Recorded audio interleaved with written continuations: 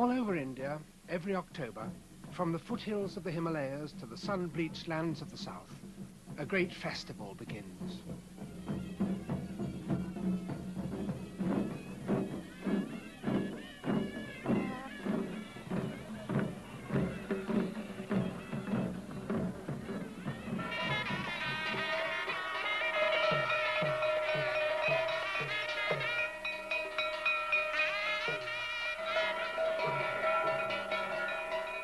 Gods are brought out from their temples and sanctuaries and paraded through the streets to share in the festivities and receive homage from their devotees.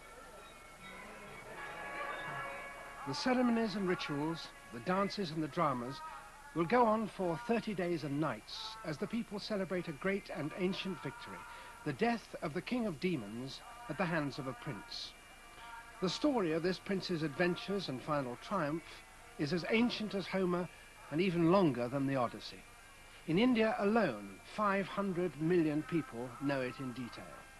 It has spread far beyond India into Southeast Asia.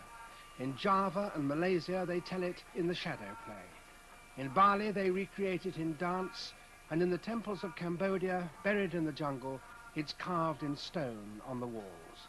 It's one of the most potent legends ever to haunt the human imagination.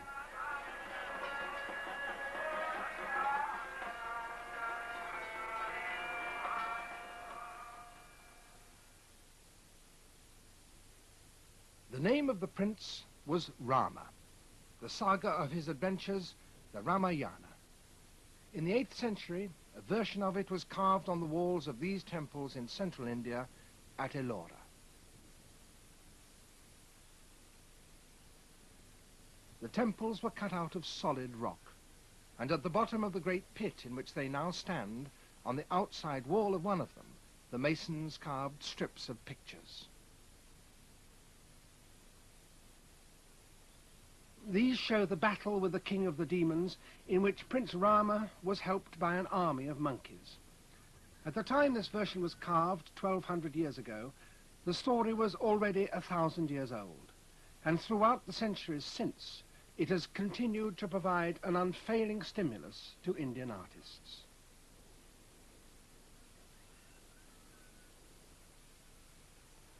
These miniatures were painted in the 17th century. Through no fault of his own, Rama has been banished from his father's palace and lives with his wife Sita and his devoted half-brother Lakshmana. The three spend the next 14 years wandering in the forest. Rama is shown with the dark complexion of a hero. Wherever he goes, the people come to pay their respects to him, for his nobility and the beauty and virtue of his wife are evident to all. Meanwhile, in the kingdom of Lanka, Ceylon, the demon king, Ravana, holds court. He has 10 heads and 20 arms. He quarrels with Rama and eventually abducts Sita. Rama, in his struggle to rescue his wife, is helped by an army of monkeys, and there is a titanic battle.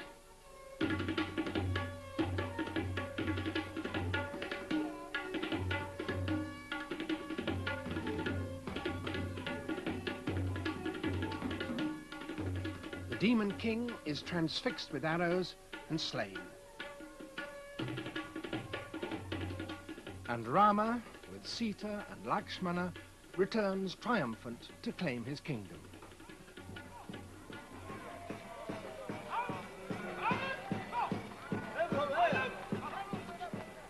In Benares, the holy city of Hinduism, a modern prince, the Maharajah, plays each year a central part in telling yet again that ancient story.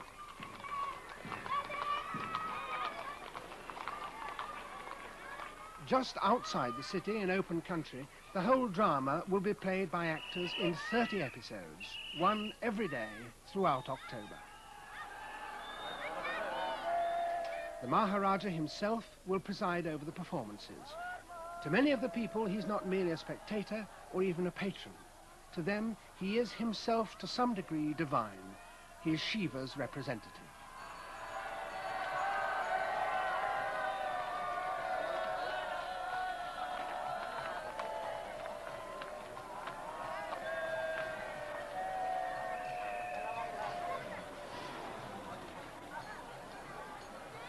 The Maharaja will watch not from a European-style carriage, but from the proper conveyance of ancient Indian royalty, an elephant.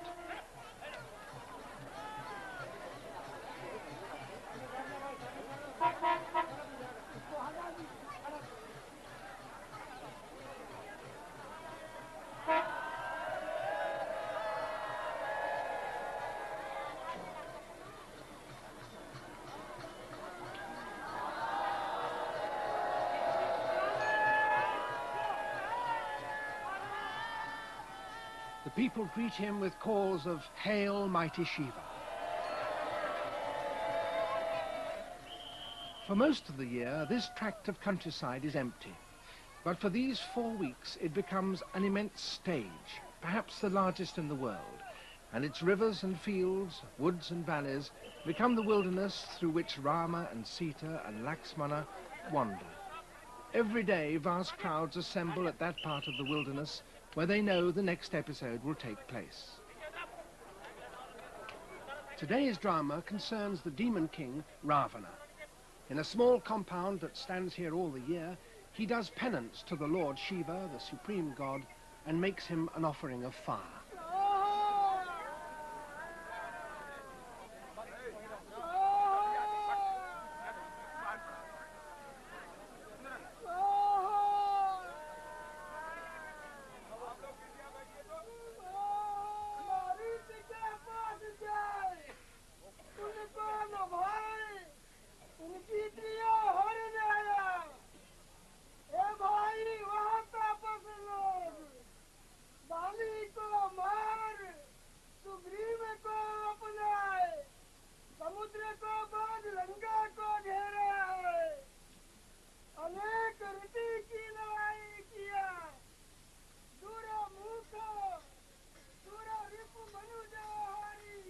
The words of the Ramayana were first set down in the 1st century BC by the poet Valmiki.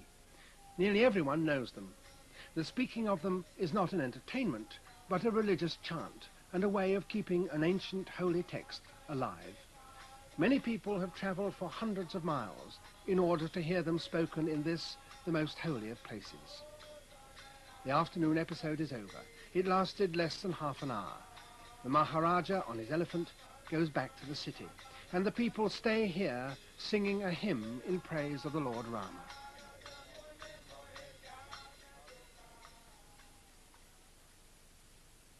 Back in his palace on the banks of the Ganges, I talked to the Maharaja about the story of Rama and asked him why it was that these characters had such a hold on the affections of the people. Did they see something of themselves in the character of Rama and Sita? Actually, when Valmiki wrote his Ramayana, then he asked him, tell me a man who is perfect man, a superman. And being Superman, he's still a human being. He said, there's no other person than Rama and Sita. They are human beings, superhuman beings, and they go through all the human difficulties, ups and downs of life. Because they go through all the ups and downs of life, the human being, ordinary human being. That's why people are more attracted to them. It's not very supernatural or a very godlike thing. It is human. They are so human. The human appeal that makes it more nearer to the people. But they are very godlike in many ways, aren't they? They can change their shape. No, not Rama. No, but some of the other figures. Not Rama. No, not Rama. Not Rama. Not Rama and his brothers or Sita. Yes. It is other demons. Yes. Or the monkeys. They change. Yes. But Rama being human, he cannot change. Do the people who watch identify themselves with particular characters in this? Because Rama and Sita, they're so common, yes, so well known to the Indian people. Yes. And they are our ideals. So we try to become Rama and Sita. The Rama play over which the Maharaja presides is the most important going on in Benares, but it is not the only one. Each village around the city, and there are about 24 of them, produces its own version. In one of them, a holy man sits in an ashram, a hermitage, singing verses of the Ramayana for hours on end.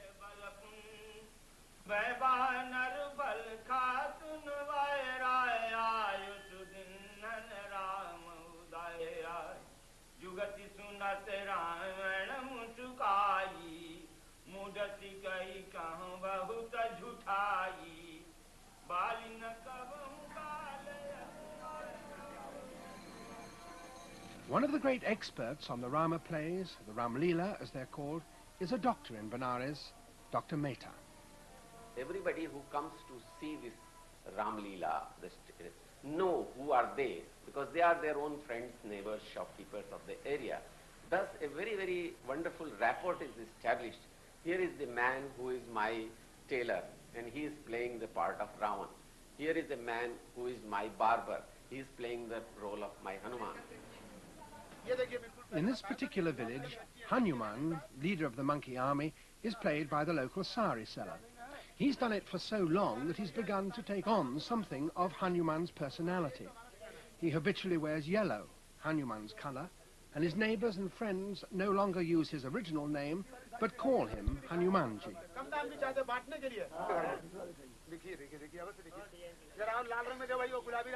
Most of the characters in the Ramlila may be played by people who live normal lives during the day, like Hanumanji.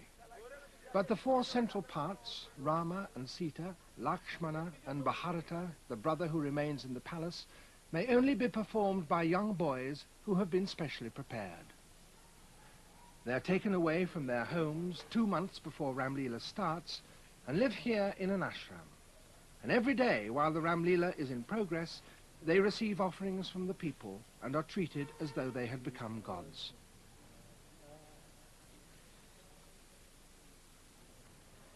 It's said that in the past, people believed such boys had become so holy that they no longer belonged to this world. And at the end of the Ramlila, they were given a last meal, which was poisoned.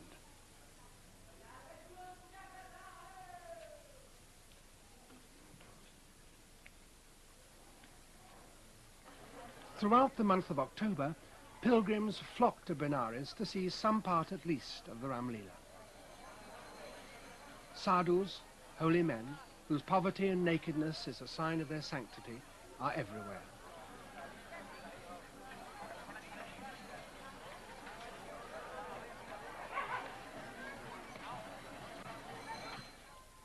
Every afternoon, all over the city, preparations for the evening's performance must begin again.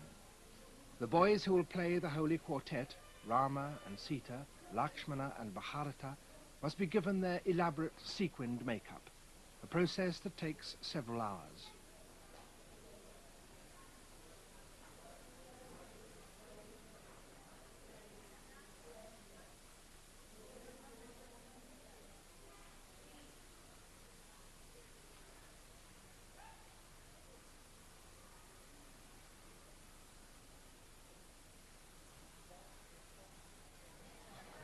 Overlooking the Maharajah's ground, Sita, garlanded and enthroned on a special platform, awaits the assembly of the people.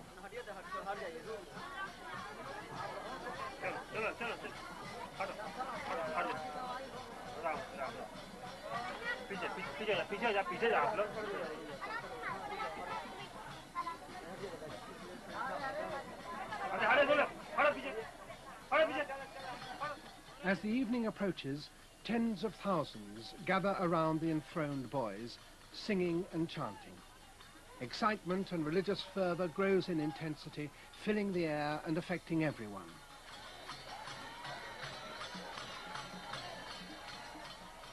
After sunset, the Maharaja himself will come back.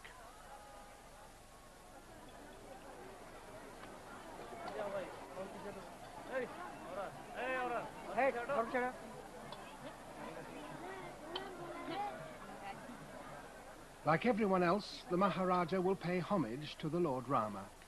Here, the incarnations of two great gods pay respects to one another. The little boy playing Rama is believed to personify the spirit of Vishnu, the Maharaja of Shiva.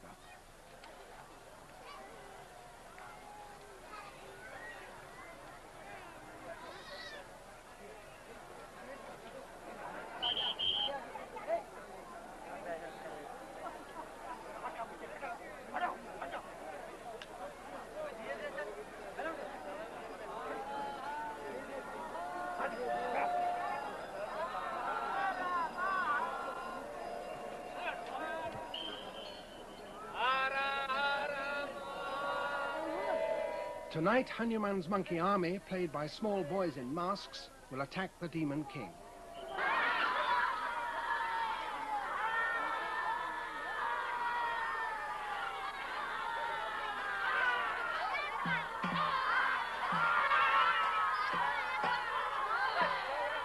The proceedings are guided by a master of ceremonies who has a text not so much for the words as for the stage directions, for none of the monkeys in the army has had any rehearsal.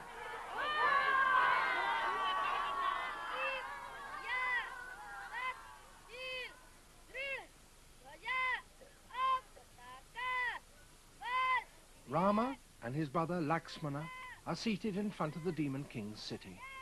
They speak in carefully articulated monosyllables so that all shall hear.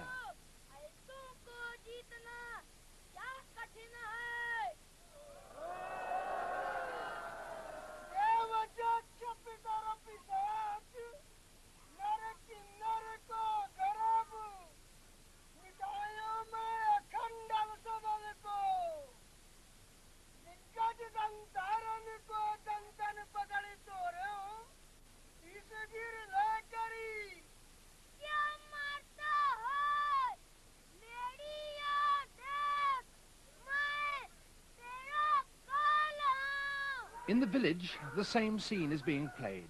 Ravana's warrior son, Meghanata, is taking up the challenge.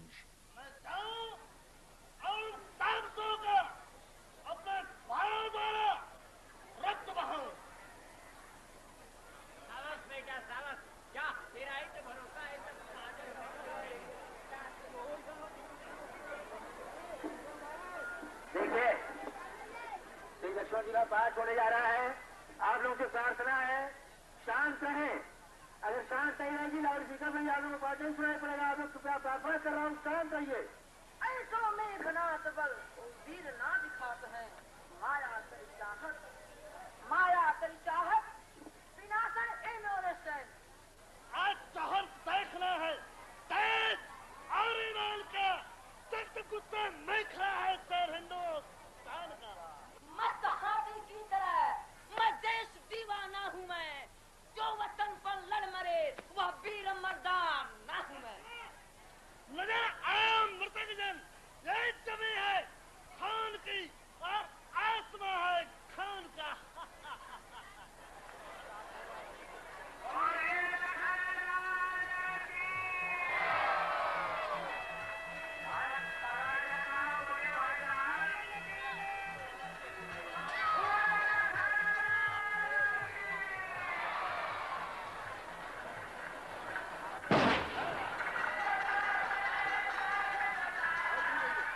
Lakshmana falls unconscious to the ground.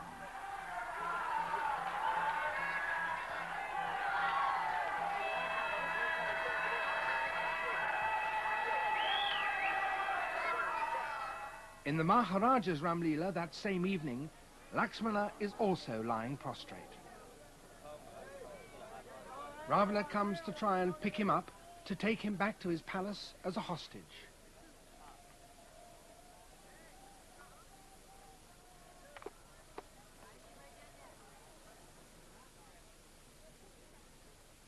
But strangely, he can't lift him.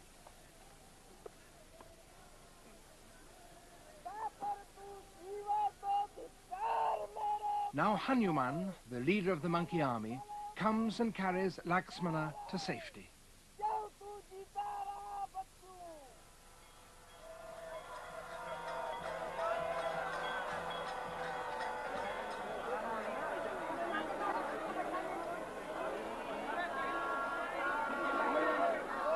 Once again, the day's episode has been completed.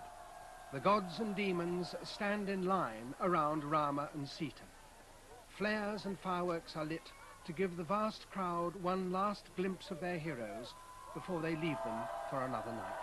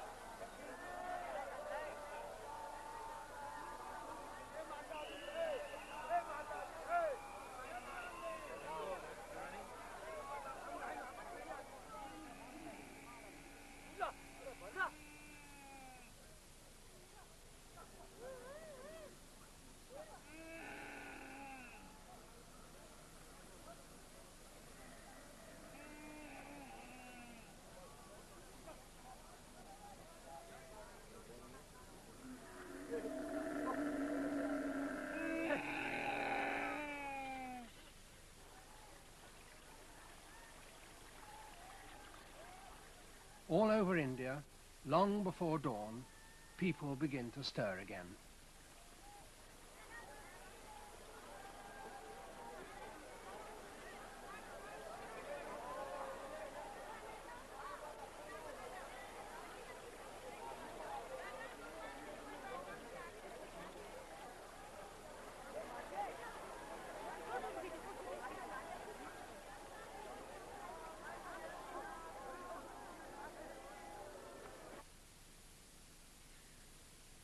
Kerala on India's southern tip, and the boy dancers who will enact the adventures of Rama here are beginning their massage.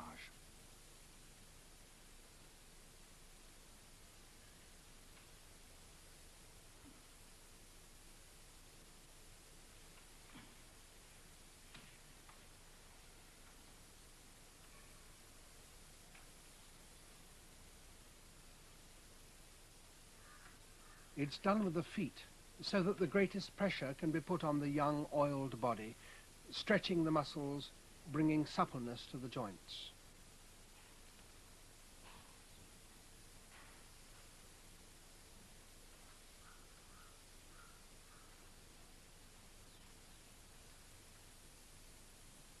The individual muscles in the face have to be exercised separately and brought under the dancer's complete control.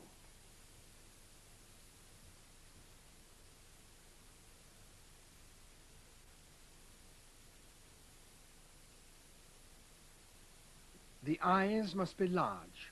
For a performance, a small seed will be placed under the lid so that the whites of the eyes become stained red.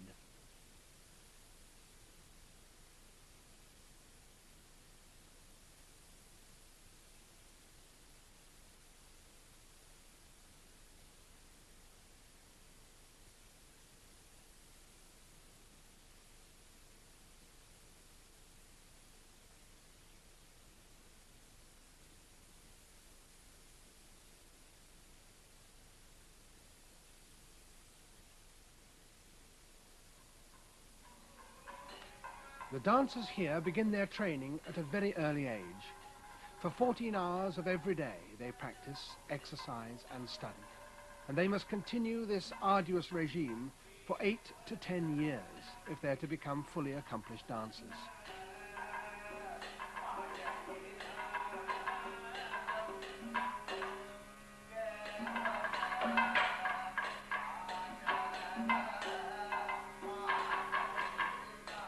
They learn to speak not with their voices, but with their hands and the expressions of their faces.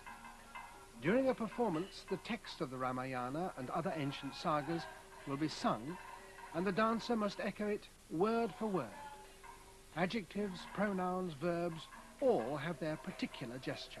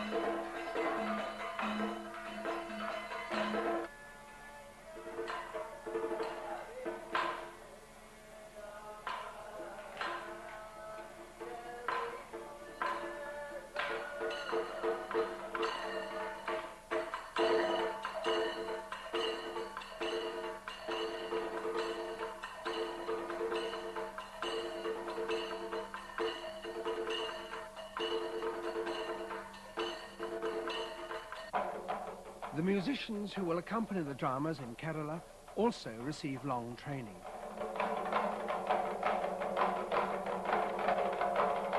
The rhythms are extremely complex, one often playing against another and moving progressively farther and farther apart until the two start coming together again.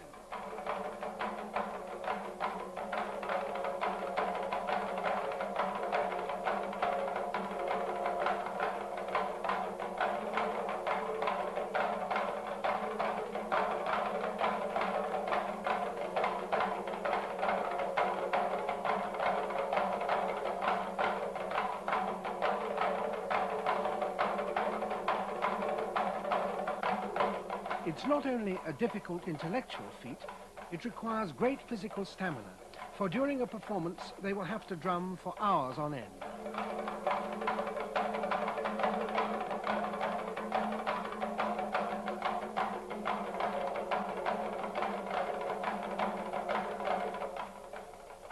The makeup for the dances must surely be one of the most elaborate used by any actors anywhere in the world.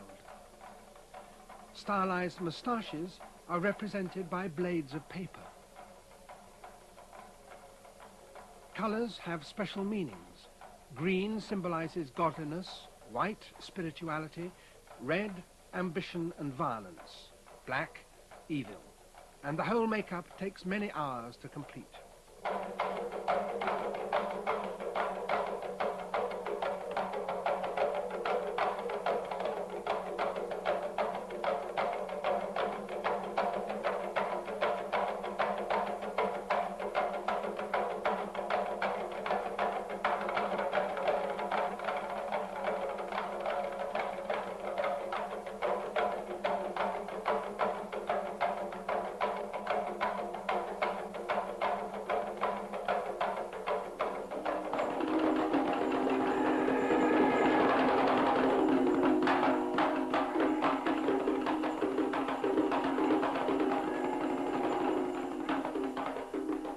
Once again, this is an episode from the Ramayana.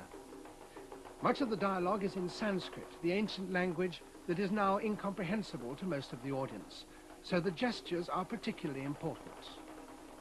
Here, the wicked king of the monkeys is being warned by his wife that his usurped brother is approaching with an army to attack him.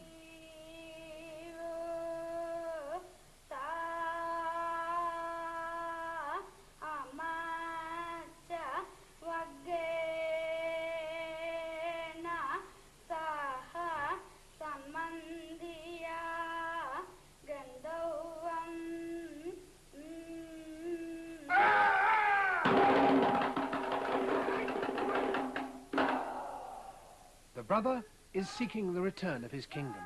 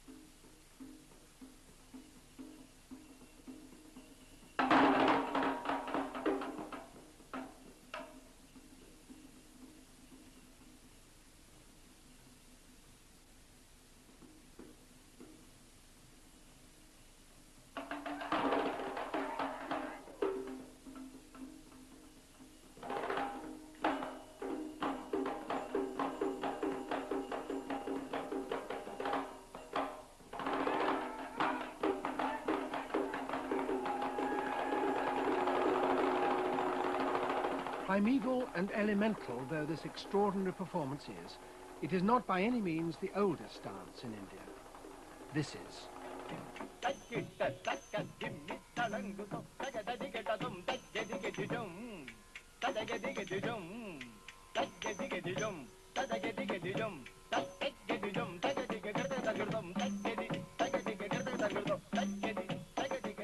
The tradition of such dances as this go back probably as much as 3,000 years. Indeed, this is the most ancient dance style in the world. Girls may have been dancing with these gestures in the temples of India at a time when stone circles were still being put up in the cold, misty lands of Western Europe. A treatise written 2,000 years ago lists all the movements and even describes those standards that should be striven for. Hands must move like fish swimming in a pool. The body should be held like a horse about to leap.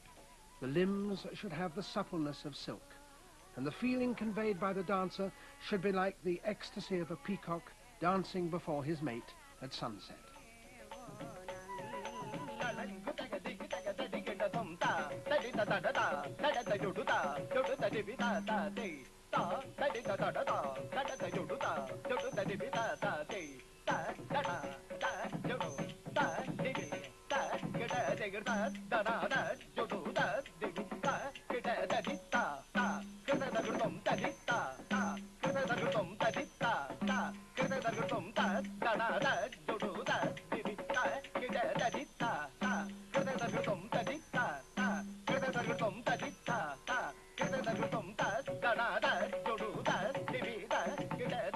Dancing lies close to the very soul of Hinduism. The great god Shiva was himself lord of the dance. Girls danced to him in his temples as to a lover, and every movement of their hands and bodies conveyed a precise message to him. She tells him that her love for him is so intense that the cool moon scorches her with its rays. The sweet prattle of parrots grates upon her ears, and Cupid torments her with his arrows. Therefore, may he come to her and protect her always, be united with her, even as the lotus blooms at the touch of the sun's rays, and the river merges with the mighty ocean. Therefore, may he come to her and protect her.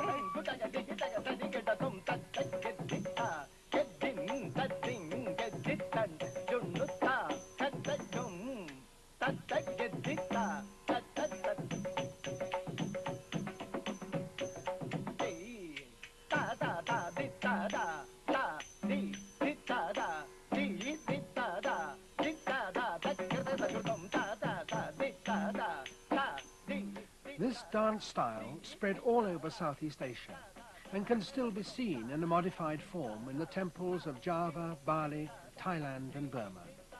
But in India, such dances are no longer to the taste of the mass of the people, and dancing in temples when it happens is very different.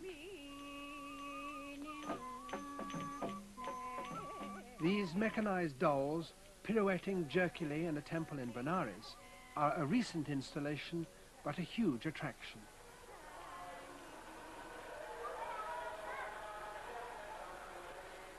This temple has a particular connection with the Ramayana.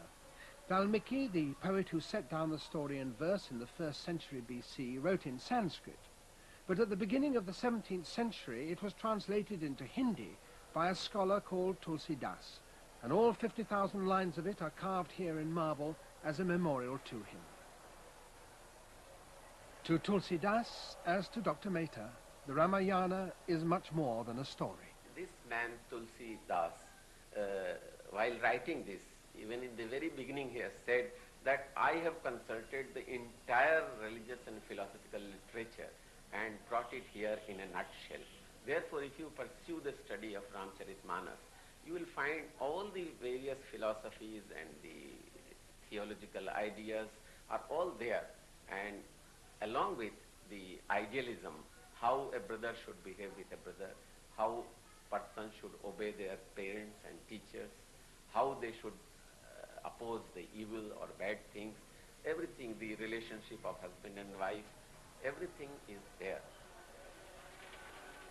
If that is so, then certainly much is lost in such displays as these, in which the gods of India have become little more than exhibits in a kind of Disneyland.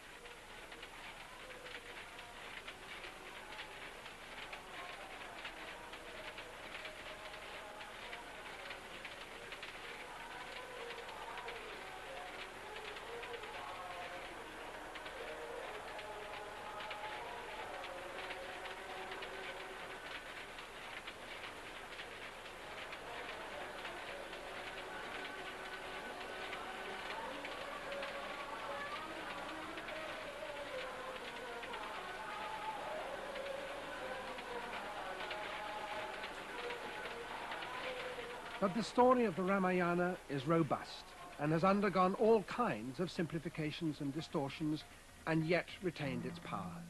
In Delhi, it's flowering again in yet another form.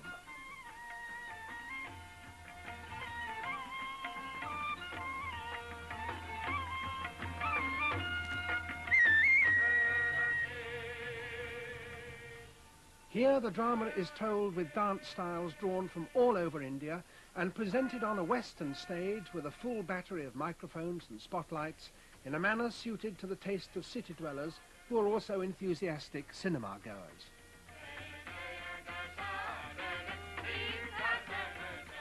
Ravana is portrayed in the style of Kerala.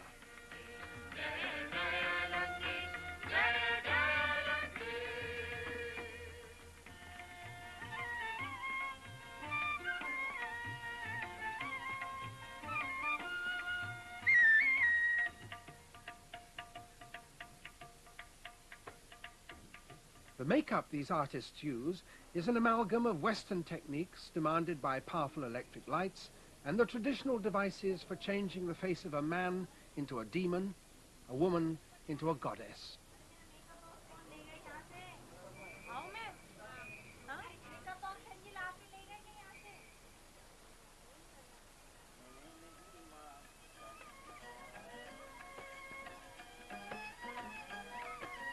The story is just beginning. Rama and Lakshmana are visiting the palace of a neighboring kingdom to seek the hand in marriage of the beautiful Princess Sita.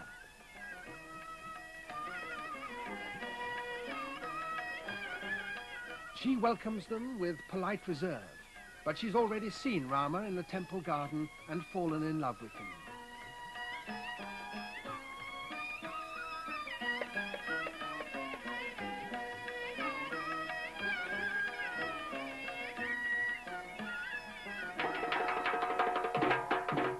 Other suitors are already there.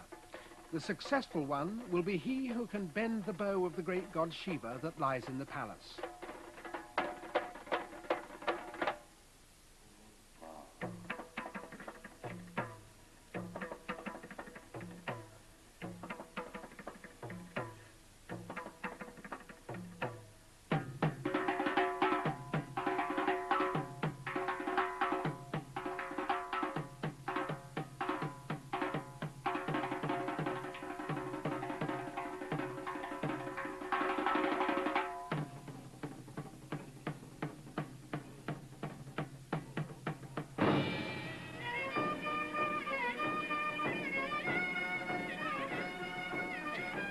Now it is Rama's turn.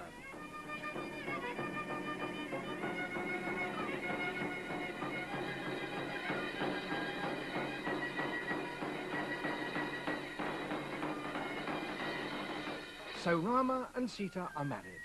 But because of a plot by Rama's stepmother, they, together with Lakshmana, are banished.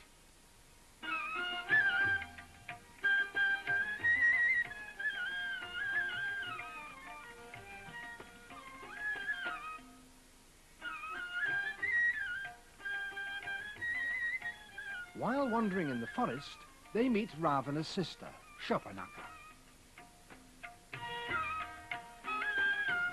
She becomes infatuated by the youth and beauty of the two princes and tries to seduce them.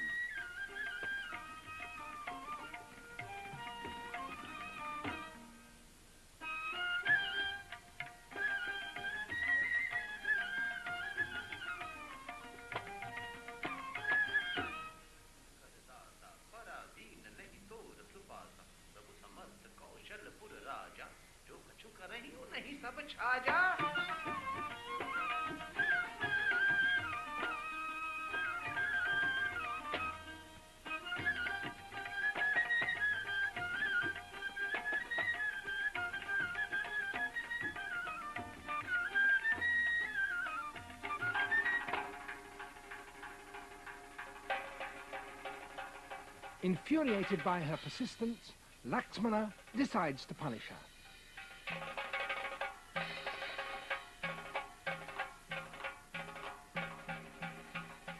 He cuts off her nose, and that will bring Ravana to seek revenge.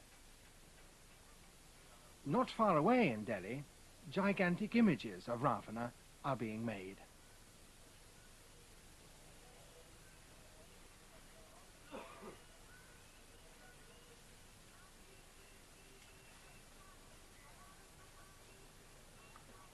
Beside a parade ground, a group of people are constructing vast figures with a framework of bamboo covered with glued newspapers and decorated with paint and tinsel.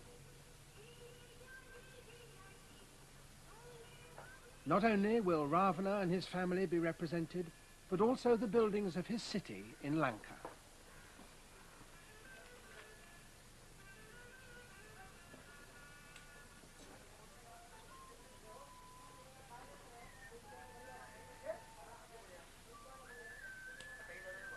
This is an arm.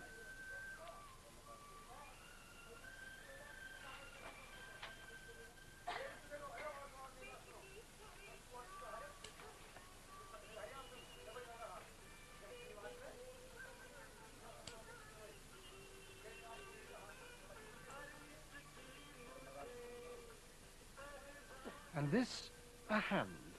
All these figures will be studied with firecrackers.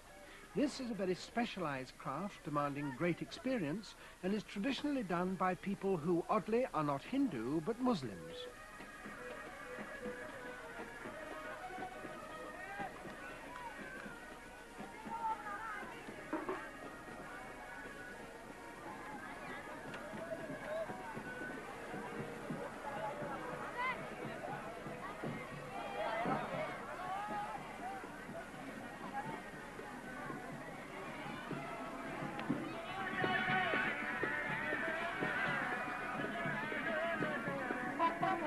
On the day of the festival, there's a parade through the city.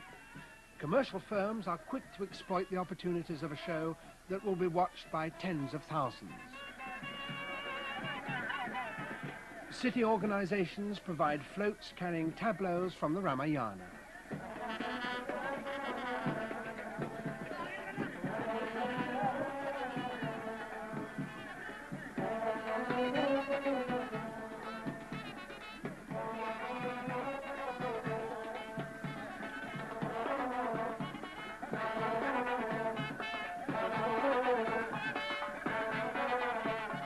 Such figures are being built in many places all over Delhi, and there is great competition to construct the tallest. This one, with his multiple heads, is Ravana, and this his son Meghanada.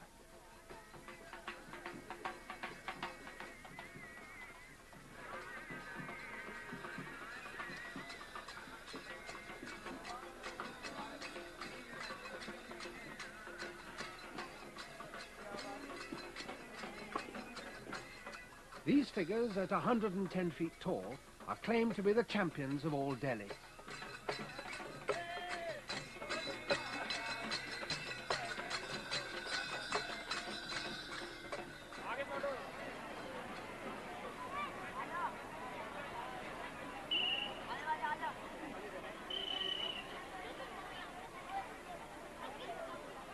A great moment will come just after sunset.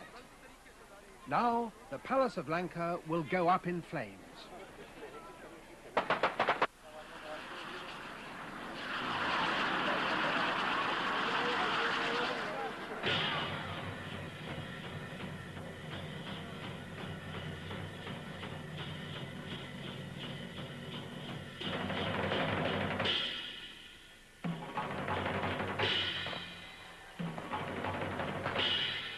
And Ravana, the demon king, will die.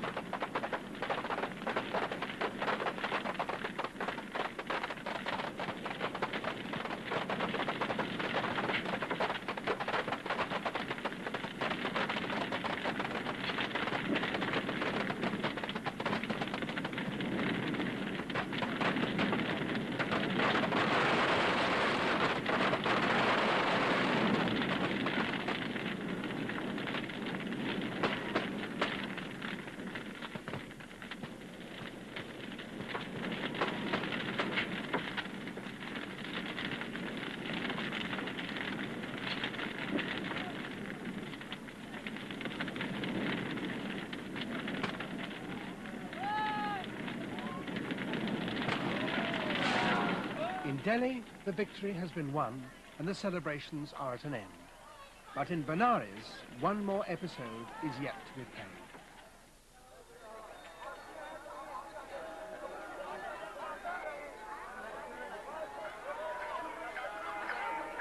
Benares is the holiest city of all for the Hindu.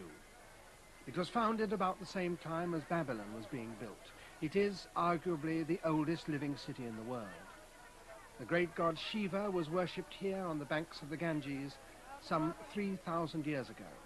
And the city was already old when Valmiki wrote down the poem of the Ramayana. He even mentions it in one of the verses.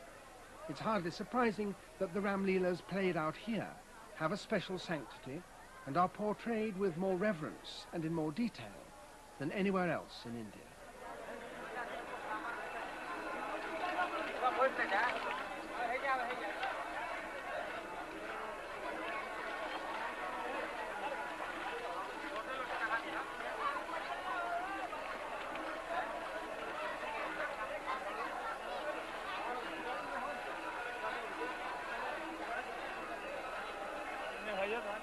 In Benares live many Hindu scholars and philosophers, and I talked to one of the greatest of them, Dr. Thakur Jayadeo Singh.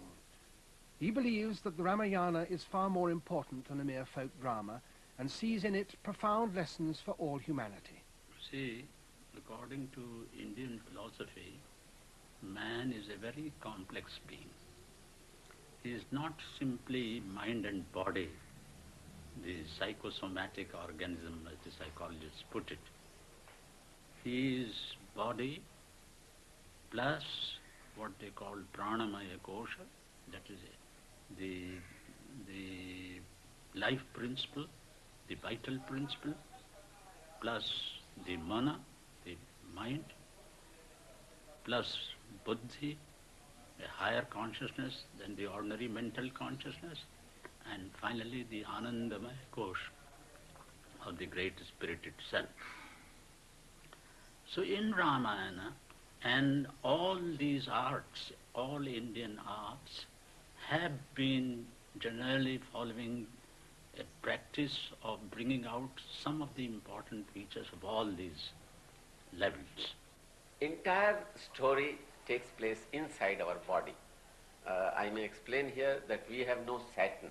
It is the good and bad in ourselves which are the characters of the Ramayana. The Ram is the goodness of the human being, the soul, and Ravan is the ego. Now when the ego becomes predominant and takes over, then all the evil things like greed and jealousy and selfishness, they all come up. These are the parties or the characters on the evil side. Then there are good things like patience, like friendship, giving of alms, and truthfulness, non-violence. These are the characters on the Ram side. The devotion to God is represented as the Sita, the consort of Rama. And this ego removes that devotion towards the God. And when you have lost the God, naturally you see there is the evil all around. Thus, the whole struggle goes on, and in the end, this ego or this self-consciousness is killed and the devotion is brought back. The last installment of the Ramleela in Benares is a thanksgiving. Rama and Lakshmana, after 14 years of banishment, having killed the demon king, will return to the family palace where their brother Bharata has been holding the throne on Rama's behalf. The reunion will be enacted in a small square in the center of the city.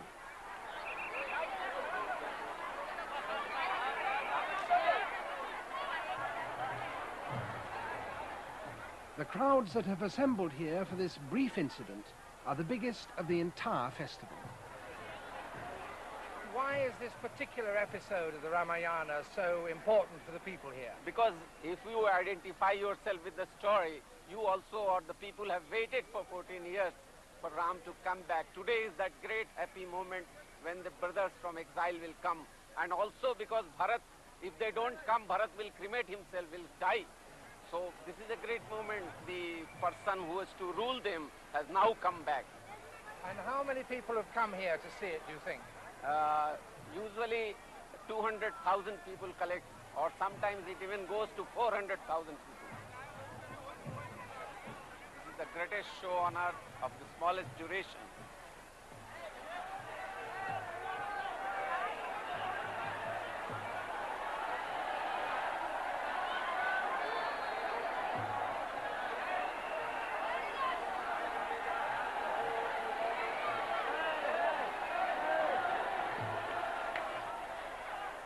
Rama and Lakshmana are flying magically from the island of Lanka.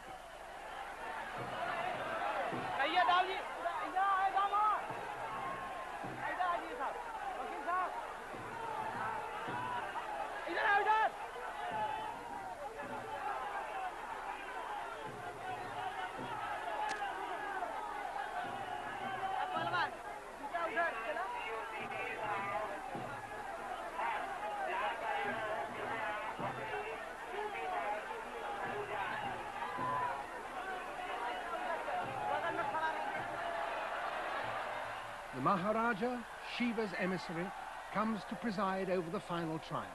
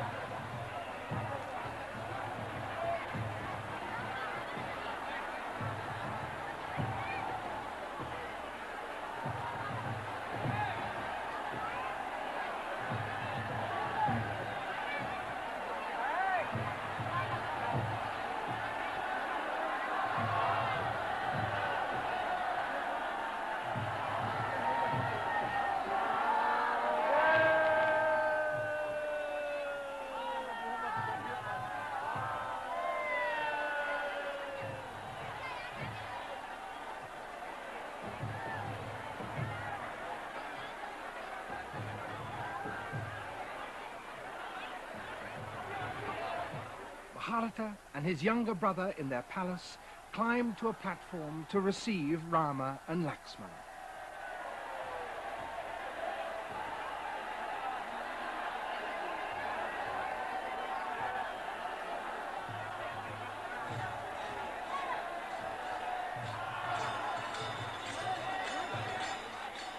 They prostrate themselves in homage to their elder brothers.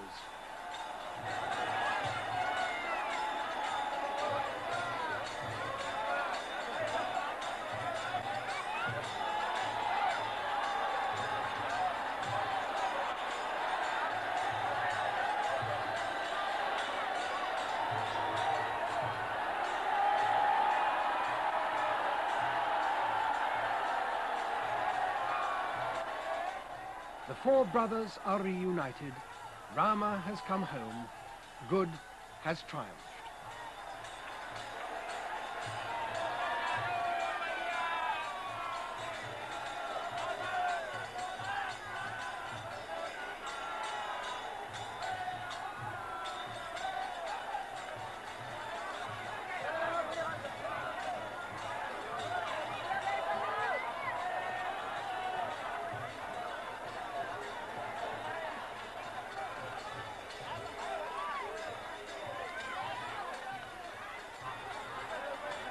And then the luggage.